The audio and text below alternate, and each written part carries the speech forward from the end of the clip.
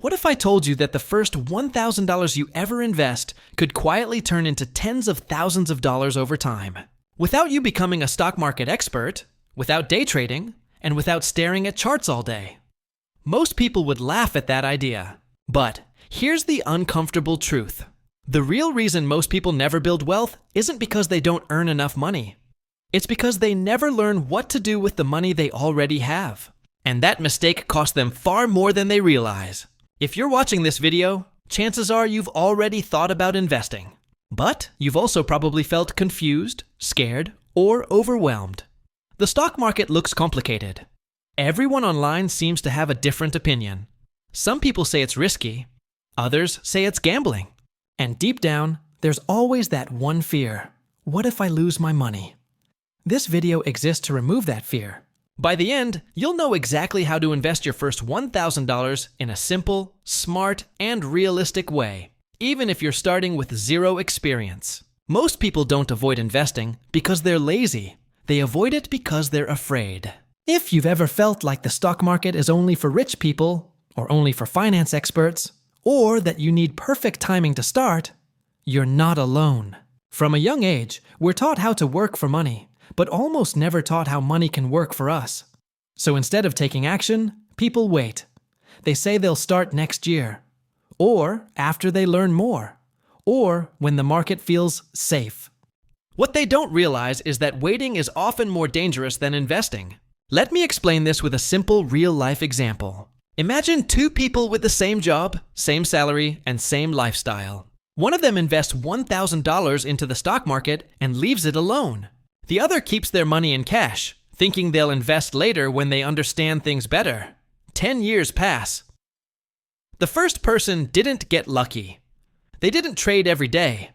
They didn't predict anything. But their money grew. More importantly, their mindset changed.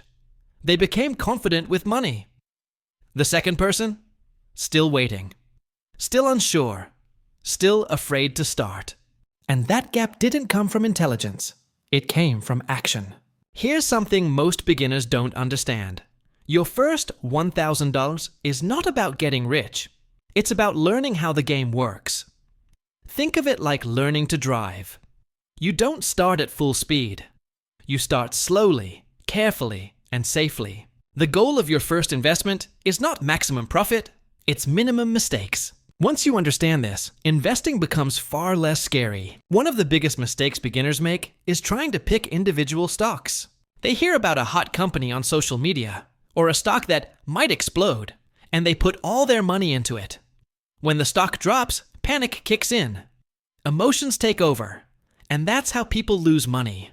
The reality is that even professional investors struggle to consistently beat the market. So instead of betting on one company, smart investors spread their risk across many companies at once. This is where index funds come in, and this is the part most people overlook. An index fund allows you to invest in hundreds of strong companies at the same time.